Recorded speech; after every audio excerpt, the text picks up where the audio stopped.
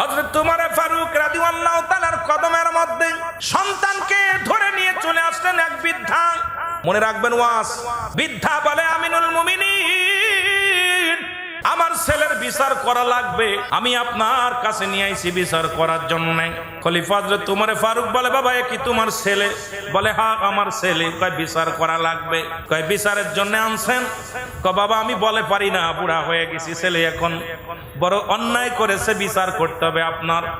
আর আমি জানি উমরের দরবারে ন্যায় বিচার পাবো, কোনো অন্যায় বিচার পাবো না, এই জন্য আমার ছেলেকে সঙ্গে করে আনছি বিচারের জন্য। খলিফা হযরত ওমর ফারুক ডাক দিয়ে বলে বৃদ্ধা রে, তুমি তোমার ছেলের বিচারের জন্য আনছো, কি কি অন্যায় করেছে বলো। বিদ্যা বলে আমিনুল মুমিনিন, এক নাম্বার অপরাধ করেছে আমার ছেলে, মানুষ হত্যা করেছে। কি হত্যা করেছে? মানুষ মারা ভালো কাজ না খারাপ কাজ? পাপের কাজ না সওয়াবের কাজ? মানুষ হত্যা করেছে। হযরত খলিফা আমিনুল মুমিনিন খলিফা হযরত ওমর ফারুক বড় রাগান্বিত হয়ে গেলেন। বলে যুবক রে, তুমি কি জানো মানুষ হত্যা মহাপাপ? বলে হুজুর আমি জানতাম না, এখন আপনি বলছেন জানছি। এর জন্য তোমার শাস্তি, তোমার কপালে শাস্তি আছে বিধান। বলে হুজুর দ্বিতীয় কি অন্যায় করেছে বলো। বলে হুজুর আমার ছেলে 2 নাম্বার অপরাধ করেছে, সে জিনা করেছে। জিনার পরিমাণ শুনে নাও বাবা, জিনা করেছে। খলিফা হযরত ওমর ফারুকের চোখ দুটি আরো লাল হয়ে গেল। জিনার শাস্তি তো আরো কঠিন, কারণ যদি কোনো যুবক, যদি অবিবাহিত নারী, অবিবাহিত পুরুষ যদি জিনা করে, উঠায়া তারে দিবালয়ে কুকুর শিয়াল দিয়ে তার লাশটা খাওয়ায় দিতে হবে। পৃথিবীর কোনো বিবাহিত নারী, বিবাহিত পুরুষ কোনো জানাজা পাবে না, বিবাহিত নারী, বিবাহিত পুরুষ কোনো কাফন পাবে না, বিবাহিত নারী, বিবাহিত পুরুষ কোনো দাফন পাবে না। একটা বিচার যদি চট্টগ্রামের জমিনে হতো, তাহলে আর রাস্তাঘাটে হোটেলে এইরকম অন্যায় ব্যভিচার হতো না। জোরে জোরে বলেন ঠিক কিনা? এলো বিবাহিতের জন্য, বিবাহিত যারা বিবাহ করেছেন এদের কোনো মাপ নাই। এরা জিনা করার সঙ্গে সঙ্গে শাস্তির বিধান হলো এটা। আর যারা বিবাহ করে না তাদের জন্য আল্লাহ রাব্বুল আলামিন কি করেছে? একটু আসান করেছে, রাসূলুল্লাহ আসান করে দিয়েছে। সেটা হলো তারা জানাজা পাবে, কাফন পাবে, দাফন পাবে।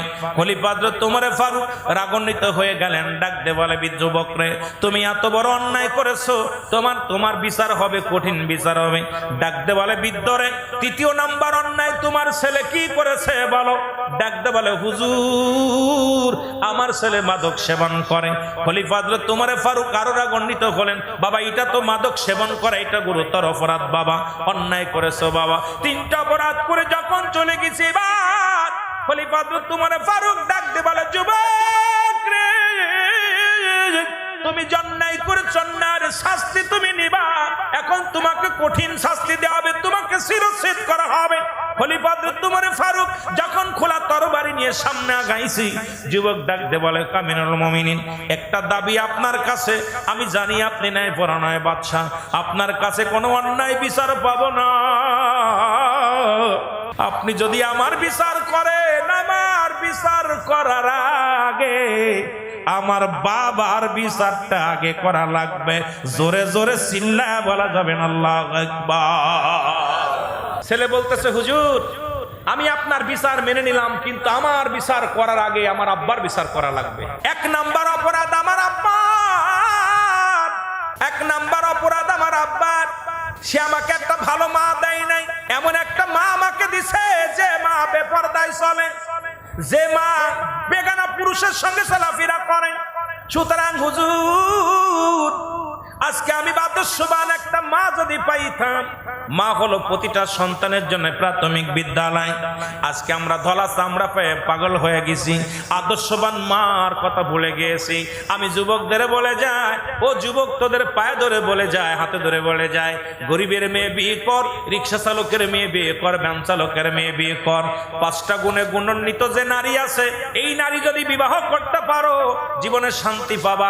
রাসূলের বাবা আব্দুল মুত্তালিব 5টা গুণের গুণান্বিত দেখে বিয়ে করেছিল, তার মধ্যে 1 নাম্বার গুণ ভালো করে লেখে নেন। যারা করে ফেলেছি তো তারা তো ভুল করেছি, ভালো হোক আর মন্দ হোক এখন আমরা করে ফেলেছি। যারা করেন নাই তাদের জন্য বলে যায় 5টা গুণের গুণান্বিত নাম্বার 1 গুণ আমানতের আমানতদারি। যে মেয়েটা একটা, তার স্বামীর আমানতদারি। 2 নাম্বার হবে পর্দাশীলতা, 3 নাম্বার হবে আমলদারি, 4 নাম্বার হবে মুসলমান, শুনে নাও একটু গুণরূপবতী মুসলমান, শুনে নাও। 6 নাম্বার হবে সে একটা আদর্শবান ফ্যামিলির, সেজন্য একটা ইসলামী নীতি নিয়মের মধ্যে সে জন্মগ্রহণ করে। এই 5টা গুণের গুণান্বিত যদি কোনো নারী তোর কপালে জুটে যায়, এই দুনিয়ার মধ্যে শান্তি আর শান্তি এসে যাবে রে মুসলমান। দুনিয়াতেও শান্তি পাবি, ঘরের মধ্যে শান্তি, বাড়ির মধ্যে শান্তি, জীবন যাপন করবি বড় শান্তির মধ্যে পাবি রে বাবা। আর কবরে যাও শান্তি পাবি। এই জন্য যখন বিবাহ শাদী করবেন 5টা গুণ দেখবেন, তার মধ্যে 1 নাম্বার হলো আমানতদারি। আমানতদারি যখন কোনো মেয়ে, আমাদের দেশে যে সমস্ত নারীরা স্বামীর আমানত নষ্ট করে ফেলেছো, সতীত্বর আমানত নষ্ট করে ফেলেছো, আল্লাহর কসম কঠিন হিসাব আখিরাতের ময়দানে, কিয়ামতের ময়দানে কঠিন জবাব দিতে হবে। জোরে জোরে বলো আল্লাহু আকবার। যুবক বলে হুজুর 1 নাম্বার অপরাধ আমার আব্বার, সে আমাকে একটা ভালো মা দেয় নাই। 2 নাম্বার অপরাধ, সে আমাকে কোরআনের জ্ঞান শিক্ষা দেয় নাই। প্রতিটা বাবা মা ধরা পড়ে যাবে। ছেলে যখন ছেলে হোক আর মেয়ে হোক, মক্তব দিয়া কিছু সূরা কিরাত শিখাইবেন, জানাজার নিয়ম শিখাইবেন, দোয়া দরুদ শিখাইবেন। মুসলমান শুনে নেন, শুনে নেন, এগুলো শিক্ষা না দিয়া যদি দুনিয়া থেকে আপনার সন্তান রেখে মারা যান, কে দোয়া করবে? আদম আলাইহিস সালাম দোয়া করেছিলেন, রব্বানা যালামনা আনফুসানা ওয়া ইল্লাম তাগফির লানা ওয়া তারহামনা লানাকুনান্না মিনাল আদম ডাক দে বলে, রব্বে কারীম, ও আমার আল্লাহ, ও আমার রব, ও আমার প্রতিপালক, আমি জালিমদের অন্তর্ভুক্ত হয়ে গেছি, আমারে তুমি ক্ষমা করে দাও। আর আখিরি নবী কান্দে, উম্মতের জন্য কান্দে, আর বলে, রব্বির রাহমহুমা কামা রব্বায়ানি সগীরা। এ আমার ভাইরা, আমার বন্ধুরা, যে কথাগুলো বলতেছি, যুবক ডাকতে বলে, হুজুর আমার কোন ইসলামের জ্ঞান শিক্ষা দেয় নাই, হারাম হালাল বুঝার জ্ঞান আমার নাই, আগে আমার বাবার বিচার করা লাগবে। 3 নম্বরে আমার একটা ভালো নাম রাখে নাই। সুতরাং অপরাধ যদি করে থাকে, আমার আব্বা জান অপরাধ করেছে, আগে আব্বার বিচার করা লাগবে। খলিফা হযরত আমিনুল মুমিনিন হযরত উমর ফারুক ডাকতে বলে, বিদ্যারে, তোমার ছেলে নষ্ট হওয়ার জন্য তুমি বলে আজকে বাবার বাড়ি ঘর বেচে সন্তানেরা বড় ছোট তাহলে কিচ্ছু বলি না, একটু বড় হলে গিয়ে কিচ্ছু বলি না, ছেলে রাগ করে চলে যাবে। একটু বড় হলে চিন্তা করি ছেলে উল্টে আমারে মারবে। আজকে আমার বাড়ি, আমার ঘর সব কিছু ছেলে দখল করে গাঁজা খায়, মদ খায়। আজকে ছেলে অন্যায় পথে চলে রে যুবক, আমি সুন্নি ভাইদের কাছে দাবি করে যাব, সন্তান ত্যায্য করে দেন। ওই সন্তান আপনার নয়, সন্তান আমানতদারি। আরে আমানতের খেয়ানত যদি আপনি করেন, আপনি যত বড় হাজি হন, যত বড় মোল্লা হন, সন্তানের কারণে আপনি জাহান্নামে যাবেন। এই দুনিয়ার মধ্যে এমন সন্তান বেনামাজি, ও মুসলমান, সুদখোর, ঘুষখোর, এই সন্তানগুলো, বেনামাজি সন্তানগুলো, হারাম করে সন্তানগুলোর সন্তান পরিচয় দিয়েন না, কারণ আপনি ত্যায্য করে দেন। সমাজ ডাকিয়া ওরে মুসলমান, আর তাদের জন্য মায়া করে লাভ নাই। ওই সন্তান কিয়ামতের ময়দানে আপনার বুকের মধ্যে লাথি মারবে। ডাকতে যখন ফের চলে যাবেন, হাজী সাহেব আমল করে জান্নাতে যাবেন, সন্তান ডাকতে বলবে, ও ফেরেশতা, আমার আব্বা কই? জান্নাতে যায়, ডাক দাও। ডাকতে বলবে, আব্বা গো, তোমার গায়ে শক্তি ছিল, তোমার সম্পদ আমি উপার্জন করেছিলে, নষ্ট করেছিলাম, কোনোদিন তো বাধা দাও নাই, কোনোদিন তো তুমি আমার শাসন করো নাই। আজকে তুমি জান্নাতে চলে যাও, আমাকে জাহান্নামে ফেলে। ওই সন্তান তার বাবার বুকের মধ্যে লাথি মারবে। আজকে আপনাদেরকে বলে যায়, কিসের বাড়ি, কিসের ঘর, সব কিছু পরে থাকবে রে মুসলমান, আমি আপনি একজন থাকব না। এরে ওয়াজে তোমারে ফারুক ডাকতে বলে, বৃদ্ধা, সন্তান নষ্ট হওয়ার মূলে তুমি বিচারের কাঠ করায়, তোমাকে আগে দাঁড়াতে হবে, তোমার বিচার আগে হবে। সঙ্গে সঙ্গে বৃদ্ধা বলে আমিনুল মুমিনিন আমাকে আপনি ক্ষমা করে দেন, তওবা করে দেন, আল্লাহ যেন আমারে মাফ করে দেয়। আমিনুল মুমিনিন হযরত উমর ফারুক তওবা করে দিলেন, আস্তাগফিরুল্লাহ রাব্বি মিন কুল্লি যামবি ওয়া আতুবু ইলাইহি। ও মুসলমান যুবক বন্ধুরা শোনো, এই জন্য আমি আপনাদেরকে বলে যাই রে মুসলমান, এই কথাগুলো বলার পিছনে একটা হাকিকত আছে। এইগুলো যদিও অল্প কথা, অনেক কথা ছিল, অল্প কথা বলে গেলাম। আজকে আমাদের সন্তানাদের দিকে আমরা লক্ষ্য করি না। আমার ব্যবসা নিয়ে ব্যস্ত, আমার চাকরি জীবন নিয়ে ব্যস্ত, আমার সম্পদ নিয়ে ব্যস্ত, কিন্তু আমার সন্তান, আমার মেয়ে, আমার আপনজন আহলে বায়ত আমার জাহান্নামের জন্য আমার জীবনটা বরবাদ হয়ে যাবে। আমি এত কষ্ট করে উপার্জন করতেছি, যাদের জন্য গায়ের ঘাম ঝরাইতেছি, এদের কারণেই একদিন জাহান্নামের লার্কি হয়ে যাব। এই জন্য সন্তান যখন আমি সুপথে লালন পালন করে যাবেন, কোরআনের জ্ঞান যদি তাদের শিক্ষা দিয়ে যান, যদি দ্বীনের পথে থাকে, এই সন্তানের কারণে আল্লাহ তাআলা আপনাকে জান্নাত দিবে। জোরে জোরে বলেন মারহাবা। রাসূল সাল্লাল্লাহু আলাইহি সাল্লাম বললেন, তোমরা কেউ কি কবুল হজের সওয়াব পাইতে চাও? সাহাবীরা বলেন, হুজুর কে বা না চায়? নবীজি বললেন, তোমাদের যাদের পিতা মাতা জীবিত আছে, বাড়ি যে সালাম দিবা, আসসালামু আলাইকুম মা, আসসালামু আলাইকুম বাবা, তোমার আমল নামে একটা কবুল হজের সওয়াব লেখা হয়ে যাবে। রাসূলুল্লাহ বলার পর সাহাবীরা কাঁদতেছে, চোখের পানি ছেড়ে কাঁদতেছে। নবীজি বলে, তোমরা কাঁদো কেন? বলে, হুজুর এই আমলটা যদি আগে বলতেন, 1 মাস আগে আমার মা চলে গেছে, 10 দিন আগে আমার আব্বা দুনিয়া থেকে বিদায় হয়ে গেছে, আমরা তো বড় এতিম, আব্বা মা নাই। কাঁদতেছে চোখের পানি ছেড়ে। আমার নবী কয়, তোমরা কি আমার মতো এতিম? আমি যখন 6 মাস আমার গর্ভে, আমার মায়ের গর্ভে 4 মাস বা 6 মাস আমার বাবা দুনিয়া থেকে বিদায় হয়ে গেছে। আমার যখন 6 বছর বয়স, তখন আমার মা দুনিয়া থেকে চলে গেছেন। যখন আমার 6 বছর 6 মাস যখন বয়স, আমার দাদা আব্দুল মুত্তালিব চলে গেছে। যখন আমার বয়স 9 বছর, তখন আমার দাদা চাচা আবু তালিব চলে গেছে। আমার মতো এত এতিম তোমরা আছো? কেউ কি আছো? তখন আল্লাহ পাক ডাক দিয়ে বলে, হাবিব, যারা কাঁদতেছে তাদেরকে বলে দেন, যাদের আব্বা মা নাই, তারা যেন তাদের কবরের পাশে যায় যেন এই দোয়াটা করে, রব্বির হামহুমা কামা রব্বায়ানি সগীরা। হে আল্লাহ, হে আমার রব, হে আমার প্রতিপালক, আমাদের সগীরা কবিরা গুনাহ মাফ করে দাও, আমার আব্বা মা জানা অজানা সব গুনাহ মাফ করে দাও। রব্বে কারিমের কাছে দোয়াটা চাও। তাহলে পৃথিবীর মধ্যে সেই সন্তান আমাদের রেখে যাওয়ার দরকার। 12টে মৌলবী দিয়ে দোয়া করবেন, কবুল হতেও পারে, নাও পারে। আমরা 12টে মৌলবী, কিন্তু নিজের সন্তান যখন আপনার কবরের পাশে দাঁড়ায় দোয়া করবে, আপনার ছেলে আপনার মেয়ে যখন আপনার জন্য হাত উঠাবে, বিফলে যাবে না। রব্বে কারিম সঙ্গে সঙ্গে দোয়াটা কবুল করবে। জোরে বলেন মারহাবা। এই জন্যে আমি আপনাদেরকে বলে যাব, অনুরোধ করে যাব, যে প্রতিটা ভাই একটা সন্তান, 2টে সন্তান, যাদের যাই হয়েছে, সর্বনিম্ন তার ইঞ্জিনিয়ার বানান, ডিসি বানান, এসপি বানান, মন্ত্রী বানান, দুঃখ নাই। সর্বপ্রথম তাকে কোরআনের জ্ঞান, হাদিসের জ্ঞান কিছুটা দিবেন। যে 10টা সূরা মুখস্থ করলো, নিজের নামাজটা নিজে আদায় করতে পারে, 2-4টা হাদিস মুখস্থ করলো, যা দ্বারা সে জীবন যাপন করতে পারে। আপনার নামাজের ইসলামের বিধানটা শিক্ষা দিবেন, যা দ্বারা সে জীবন পরিচালনা করতে পারে। এটুকু শিক্ষা দেওয়ার পর সে বাংলা লাইন, ইংরেজি লাইন পড়ালেখা করুক, সে ইঞ্জিনিয়ার, ডিসি, এসপি, মন্ত্রী যাই হোক, তার দ্বারাই খারাপ কাজ করা সম্ভব হবে না। কারণ ইসলামের জ্ঞান না থাকার কারণে আজকে দুর্নীতি বাড়ছে। জোরে বলেন ঠিক কিনা? আরো জোরে বলেন ঠিক কিনা? এ ভাইরা, আমার বন্ধুরা, ভাই বললেন একটু, আবার মাঝখানে একটু খুঁচা দিলেন। নামাজ তো প্রথমেই শুরু করেছি নামাজ দিয়া। আল্লাহ রাত শুরু করেছে নামাজ দিয়া, দিন শুরু করেছে নামাজ দিয়া।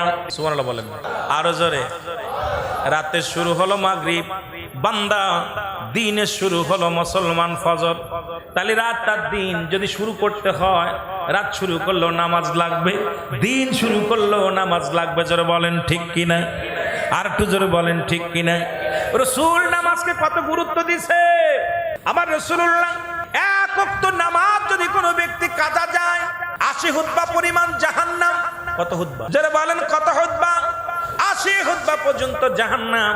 যার 1 হুতবা পর্যন্ত এক পরিমাণ হলো 2,88,00,000 বছর। কত বছর? যারা বলেন কত বছর?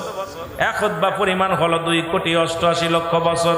তাহলে আপনার জীবন থেকে, আমার জীবন থেকে কত নামাজ ছুটে গেছে।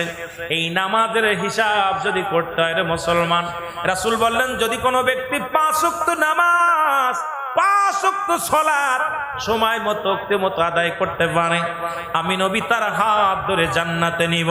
এখন রাসূলুল্লাহর সঙ্গে জান্নাতে যেতে চান কে কে? একটু হাত দুখানা তুলে দেখা। আমিন বলেন, আমিন বলেন। নবীজি বললেন, যে ব্যক্তি 5 ওয়াক্ত সালাত জামাতের সাথে বা সময় মতো আদায় করতে পারবে, আমি রাসূলুল্লাহ তাকে হাত ধরে জান্নাতে নিব। এখন নবীর সাথে জান্নাতে যেতে চান তো? জোরে বলেন, চান তো?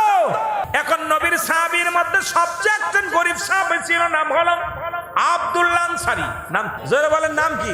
আস্তে কইবেন না জোরে কইবেন। আব্দুল্লাহ আনসারী। আর একটু কষ্ট দিব আপনাদের, যাচ্ছিলাম মিলাদুন নবীর আর একটু আছে, কিন্তু হঠাৎ করে ভাইজান বললেন একটু নামাজের কথা কন। কেন আমার কিন্তু নামাজের পর্দার সুদ ঘুষ একটা না কত ওয়াজ হয়ে গেছে খেয়াল করছেন? একটা ওয়াজের মিলাদুন নবীর ওয়াজও করছি, মিলাদুল ওয়াজও করছি, কারণ আমি একটা সাবজেক্টের মধ্যে নাই, কারণ অনেক দিকে ঘুরে চলে গেছি। একটা দিক খেয়াল করে কারণ একটু টাচ দিতেছি, যাতে করে যে একটা মানুষ যদি একটু হেদায়েতের মধ্যে আসে তাহলে ওয়াজ দিয়া সার্থক, না হলে ওই একদিকে চলে গেলাম এক গায়েবী ওয়াজ, ওটার ভিতর দরকার নেই। এই জন্য অনেক দিক ঘুরাই ফেলেছি। রাসূল বললেন, রাসূলের প্রিয় সাহাবী আব্দুল্লাহ আনসারী সবচাইতে গরিব সাহাবী। আপনাদের স্টেশনে পড়ে আছে যেমন গরিব মানুষ, এই রকম গরিব সাহাবী। তার কি মুসলমান শুনে নাও, ওয়াজ শুনে বাড়ি যেতে দেরি হয়েছে। নবীজি আসরের নামাজ বাদে, ইশার সালাত বাদে রাসূলের সাহাবীদেরকে নিয়ে একটু সূরা করতেন। নবী যেদিন ওয়াজ করলেন, যে ব্যক্তি 5 ওয়াক্ত সালাত নামাজ সময় মতো ওয়াক্ত মতো আদায় করতে পারবে, আমি নবী তার হাত ধরে জান্নাতে নিয়ে যাব। নবীজির সাহাবী আব্দুল্লাহ আনসারী বাড়ি গেলেন। বিবি ডাকতে বলে, স্বামী রে এত দেরি হলো কেন? স্বামী ডাকতে বলে, বিবি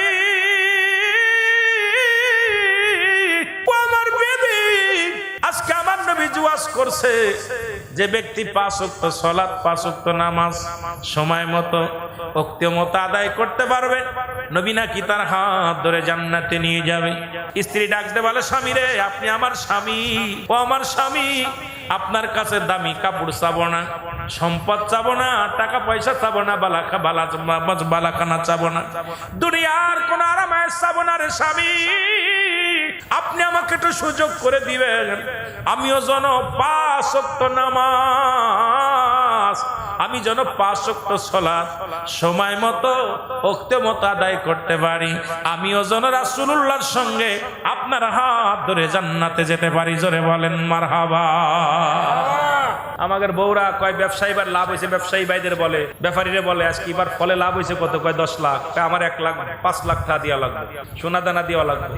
আর সাহাবীদের বিবি বলতেছে, স্বামী কিচ্ছু চাই না, আপনার কাছে কিচ্ছু চাই না, আমাকে একটু সুযোগ দিবেন, যেহেতু আপনি আমার স্বামী, আপনি পারেন আমার নামাজের জন্য তাগিদ দিতে, সুযোগ দিতে, আমি যেন 5 ওয়াক্ত নামাজ সময় মতো ওয়াক্ত মতো আদায় করতে পারি। আমার নবীজি নামাজ আদায় করেন প্রতিনিয়ত, সালাম ফিরে আসসালামু আলাইকুম ওয়া রাহমাতুল্লাহ, আসসালামু আলাইকুম ওয়া রাহমাতুল্লাহ। নবী তাকা দেখে নবীর সাহাবী আনসারী নাই রে, নবীর সাহাবী আনসারী নাই। রাসূলুল্লাহ বলেন, আমার সাহাবীরা রে, আমি দেখলাম আমার আনসারী নামাজে আসলো, জামাতে আসলো, কিন্তু সালাম ফিরে আমার আনসারীরে দেখতে পাই না, কারণটা কি? সাহাবীরা বলে, হয়তো হুজুর বাড়ির টেনশনে পড়েছে, কোন ঝামেলায় পড়েছে। আমার নবী কয়, না, আমি নবী নিজেই সংবাদ নিব, খবর নিব, আমার আনসারী কেন কেন দৌড়ে বাড়ি চলে গেছে, খবর নিব। রাসূলুল্লাহ নিজেই চলে গেলেন বাড়িতে, যে সালাম দা, আসসালামু আলাইকুম ইয়া আহলাল বাইত, আসসালামু আলাইকুম ইয়া আহলাল বাইত, আসসালামু আলাইকুম ইয়া আহলাল বাইত। 3 বার সালাম দিলেন, উত্তর আসলেন না, 3 বারের একবার উত্তর আসলেন না। নবী মনটা বড় খারাপ হয়ে গেল। রাসূলুল্লাহ মনটা বড় মনে কষ্ট পায়া ফিরে চলে আসলেন। আনসারী পিছন থেকে সালাম দেয়, ওয়ালাইকুম আসসালাম ইয়া রাসূলুল্লাহ, ওয়ালাইকুম আসসালাম ইয়া হাবিবাল্লাহ, ওয়ালাইকুম আসসালাম ইয়া রাহমাতাল লিল আলামিন। আল্লাহর নবী ডাকতে বলেন, আনসারী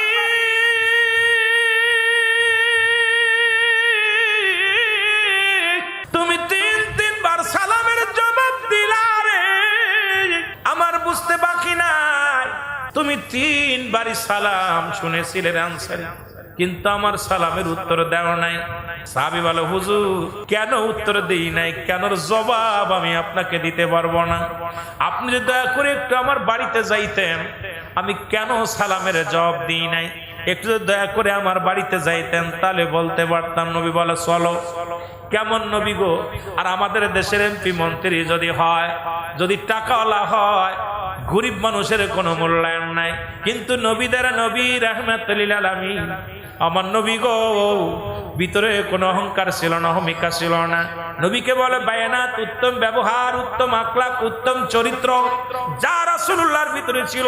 আজকে ব্যবসায়ীদের ভিতরে সে একটা জিনিস পাইলাম, যখন বসে আছি আমার ভাইয়েরা যাইতেছে কত সুন্দর সালাম বিনিময় করে, কৌশল বিনিময় করে। মুসলমান আগে তো চিনি না, যদিও না চিনি, কিন্তু তার অচিনা মানুষ হলো সালাম দিতেছে, আসসালামু আলাইকুম হুজুর ভালো আছেন। এই যে আন্তরিকতা, ভালোবাসা অত্যন্ত মনটা কেড়ে নিছে আমার বাবারা, আমার বন্ধুরা, আমার গভীর মনোযোগ। যে কথাগুলো আমি বলি লক্ষ্য করেন। আমার নবীজি বলে সাহাবীরে চলো যাই, রওনা হয়ে গেলেন নবীজি। যা যখন দরজা খুলে দিলেন, দরজা খোলার সঙ্গে সঙ্গে ভিতরে দেখেন বিশাল একটা গর্ত খোঁড়া। আমার নবী বলে আনসারী রে, ঘরের ভিতরে এত বড় গর্ত কেন রে, এত বড় গর্ত কেন খোঁড়া? আনসারী বলে নবী গো, মায়ার নবী, যখন আপনি আমার সালাম দিয়েছিলেন তখন আমি ওই গর্তের মধ্যে উলঙ্গ অবস্থায় বসা ছিলাম নবী গো, এই জন্য আপনার সালামের জবাব নিতে পারি নাই। আমার নবী বলে আনসারী রে, তুমি কি বলতে চাও? বলে ইয়া রাসূলুল্লাহ, ইয়া হাবিবাল্লাহ, যখন আপনি আমাকে সালাম দিয়েছিলেন তখন আমি উলঙ্গ অবস্থায় গর্তের মধ্যে বসেছিলাম। নবী গো, আপনি সেদিন ওয়াজ করলেন যে ব্যক্তি 5 ওয়াক্ত নামাজ, 5 ওয়াক্ত সালাত সময় মতো আদায় করতে পারবেন, আপনি তার হাত ধরে জান্নাতে নেবেন। নবী গো, মায়ার নবী, এই ওয়াজটা আমি বাড়ি আইসা বলি আমার বিবিরে, আমার বিবি আমার হাতটা ধরে ডাকতে বলে স্বামী, আপনার কাছে দামি কাপড়, টাকা পয়সা, ধন সম্পদ কিচ্ছু চাই না, আপনি আমাকে একটু সুযোগ করে দিবেন, আমিও যেন 5 ওয়াক্ত সালাত আদায় করে আপনার হাত ধরে মদিনাওয়ালার সঙ্গে জান্নাতে যেতে পারি। এ আমার নবী, আমার দয়াল নবী, আমরা স্বামী স্ত্রী মিলে মাত্র একখানা কাপড় যখন মসজিদে আযান পড়ে যায়, ইয়া রাসূলুল্লাহ, ইয়া হাবিবাল্লাহ, যখন মুয়াজ্জিন আযান দেয় আমার বিবি উলঙ্গ অবস্থায় গর্তের মধ্যে বয়া থাকে, আর আমি কাপড়খানা পরে ওযু করে মসজিদে দৌড়ায় চলে যায়, নামাজ শেষ করে চলে আসি। আজকে নামাজ শেষ করে বাড়িতে আসি, ইয়া রাসূলুল্লাহ, ইয়া হাবিবাল্লাহ, আমি গর্তের মধ্যে ঢুকে যখন কাপড়খানা খুলে আমার বিবিরে দিয়েছিলাম, আমার বিবি নামাজে ছিল আর আমি উলঙ্গ অবস্থায় বসে থাকার কারণে আপনাকে সালাম দিতে পারি নাই। আমার নবী চোখের পানি ছেড়ে ডাকতে বলে আনসারী রে, তুমি কি শুনাইলা রে, তুমি আমারে কি শুনাইলা? এক কাপড়ে স্বামী স্ত্রী দুজন নামাজ তোমরা আদায় করো। আমি নবী ওয়াদা করলাম, আমি নবী ওয়াদা করলাম, কথা দিলাম রে, কিয়ামতের ময়দানে তোদের স্বামী স্ত্রী দুজনকে হাত ধরে আমি নবী জান্নাতে নিয়ে যাব। আরে এক কাপড়ে যদি নবীর সাহাবীরা স্বামী স্ত্রী নামাজ পড়তে পারে, আজকের রেল স্টেশনে যত বড় পাগল হোক, গরিব হোক, প্রত্যেকেরই 3 থেকে 4 টুকরা কাপড় আছে। এই চট্টগ্রামে যারা ভিক্ষা করে খায় তাদের 2-4 কেন কাপড় আছে। নামাজের কোনো ওজর চলবে না। নবীর গরিব সাহাবী যদি এক কাপড়ে স্বামী স্ত্রী নামাজ আদায় করতে পারে, তাহলে এই চট্টগ্রামের জমিনে এমন কোন গরিব নাই যার একখানা কাপড় আছে। আমার মন বলে যত বড় গরিব হোক তার 2-4টে টুকরা কাপড় আছে কি না, জোরে বলেন আছে কি না?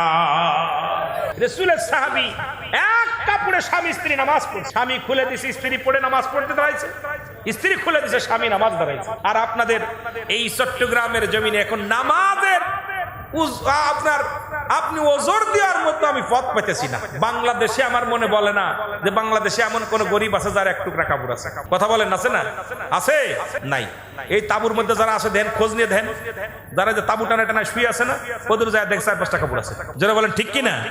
তাহলে নামাজ যেহেতু প্রতিটা নরনারীর জন্য নামাজ ফরজ, ফরজ সাবাল্লিকার জন্য, নাবাল্লিকার জন্য নয়, নাবালক নাবাল্লিকার জন্য না, সাবাল্লক সাবাল্লিকার জন্য নামাজ ফরজ। এই নামাজ আদায় করার দরকার আছে কিনা? আরো যারা বলেন আছে কিনা? আমরা সালাত আদায় করতে চাই কি চাই না? আরো যারা বলেন চাই কি চাই না? আমি যে কথা বলেছিলাম একটু কথা আপনাদেরকে বলে যাই, সেটা হলো আমার বাবারা, আপনারা যারা দিন মজুরি আছেন, আপনারা অনেকে কষ্ট করেন, আপনাদের দাম অনেক। রাসূলুল্লাহ জীবনে মাটি কাটছে, মাটি টানছে, বকরি চড়াইছে, আমার রাসূলুল্লাহ বকরি চড়াইছে, পেটে পাথর বাঁধছে, আমার রাসূলের গুণে গুণান্বিত হওয়ার দরকার আছে কিনা? আরো জোরে বলেন আছে কিনা? আজকে আমরা যারা ধন সম্পদের মালিক হয়েছি, আল্লাহ আমাদেরকে যেন গরিবের হক আদায় করে যেতে পারি, আল্লাহর গোলামি করে যেতে। যারা গরিব আছি আমরা যেন আল্লাহর গোলামি থেকে বাঁচতে পারবো না। কারণ কালেমা, নামাজ, রোজা, হজ, যাকাত, কালেমা সবার জন্য বাধ্য। যারা বলেন ঠিক কিনা? না গরিবের জন্য বাদ? কথা বলেন, গরিবের জন্য কি মাপ? বড় লোকদের জন্য? কালেমা সকলের জন্য পড়তে হবে। জোরে বলেন ঠিক কিনা? এরপরে কালেমা, নামাজ, এরপরে কি? জোরে বলেন 2 নাম্বার কি? একটু জোরে বলেন না। নামাজ।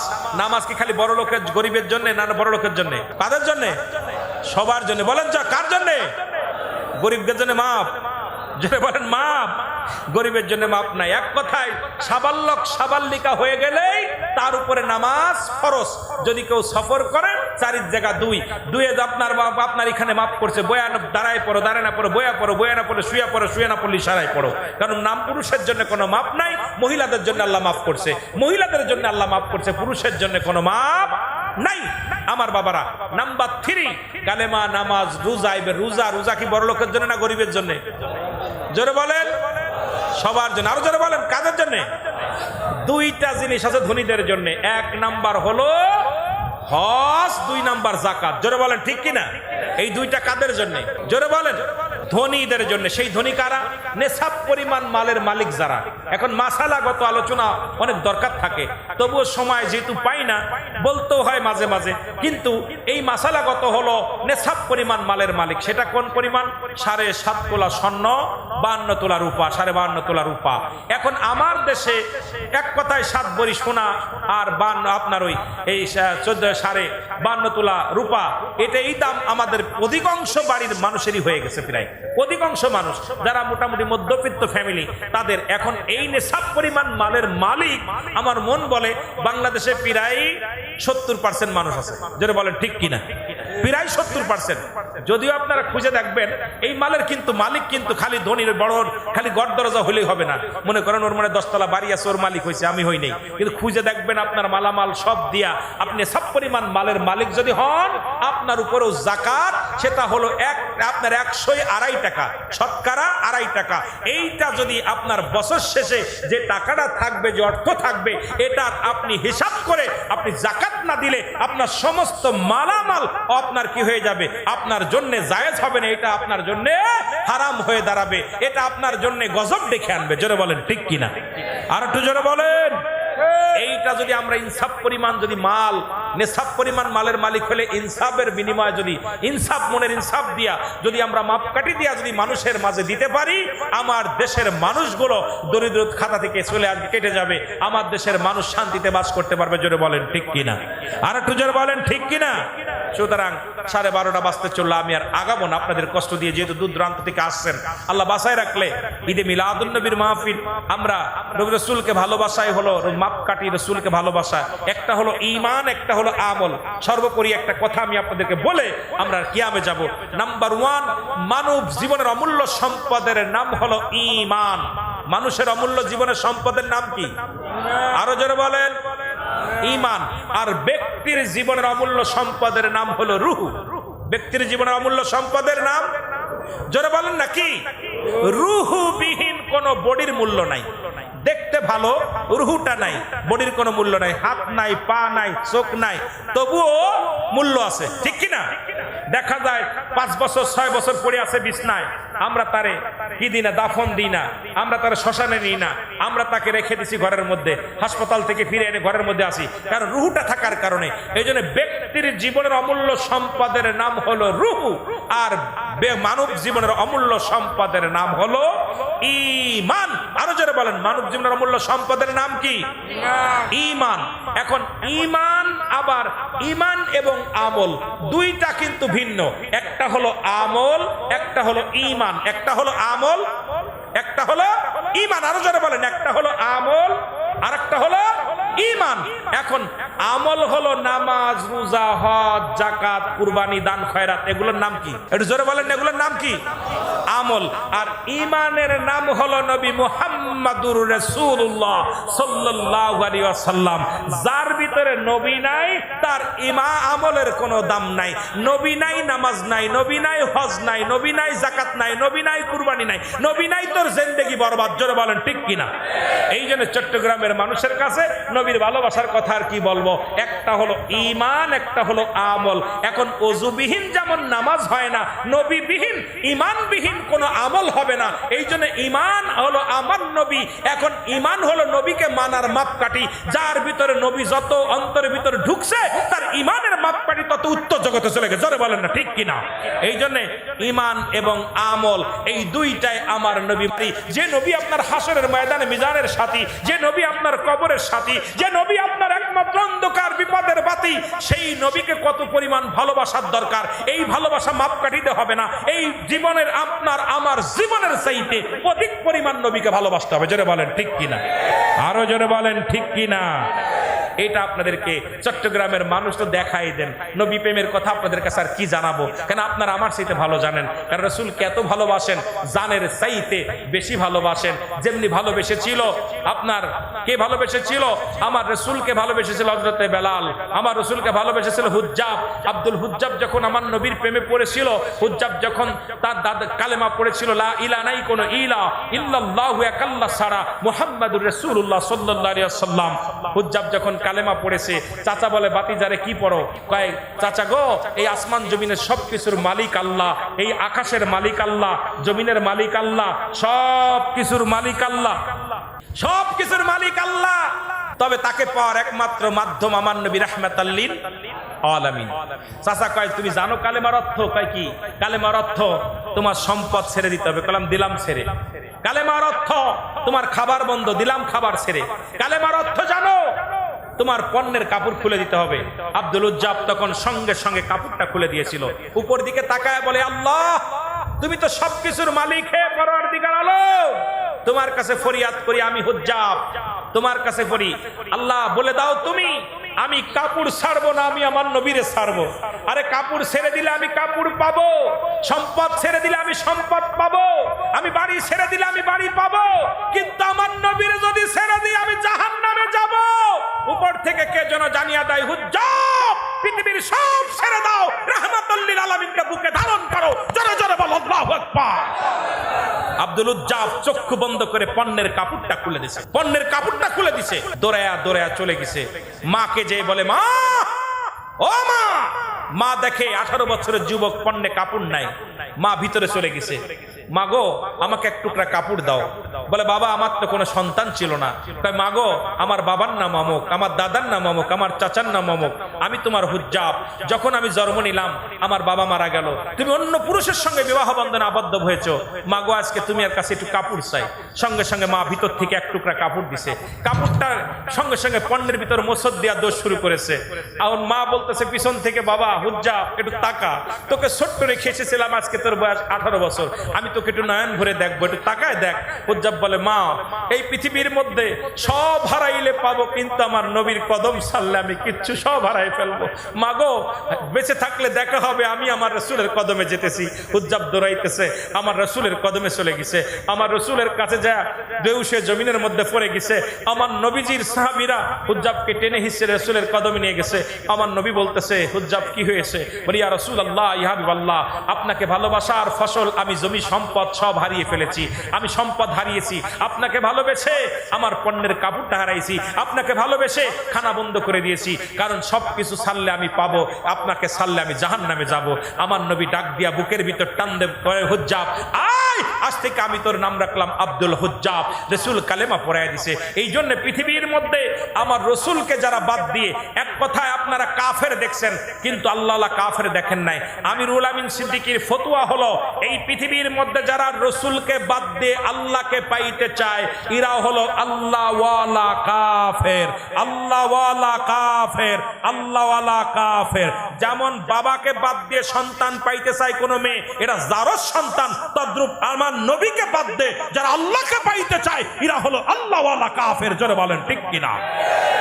কথা বোঝেন? কথা ক্লিয়ার?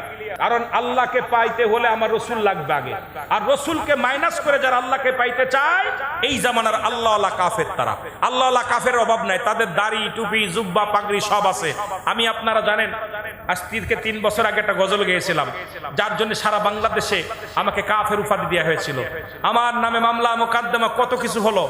তারা অনেক আলেম, এই গজলটা গেয়েছিলাম, ও তারা শাস্যে মুসলমান তারা নামেই মুসলমান, তারা শাস্যে মুসলমান তারা ইমানদারির ইমান নিয়ে করছে যারা খেলা, এরাই তো আসলে এজিদেরই সালাইরা, শাস্যে মুসলমানেরা নামেই মুসলমানেরা শাস্যে। টুপি দাড়ি পাগড়ি আছে দেখতে মাওলানা, ভিতরে নাই নবীর প্রেম এজিদে ভরা। জোরে বলেন ঠিক কিনা?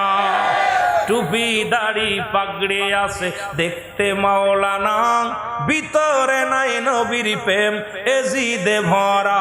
ওরা শাস্যে মুসলমান ওরা নামেই মুসলমান ওরা, পাঞ্জাবি গায়ে তসবিহ হাতে নামের মুসল্লি, সমাজেতে বাদায় ওরা উল্লি গুল্লি।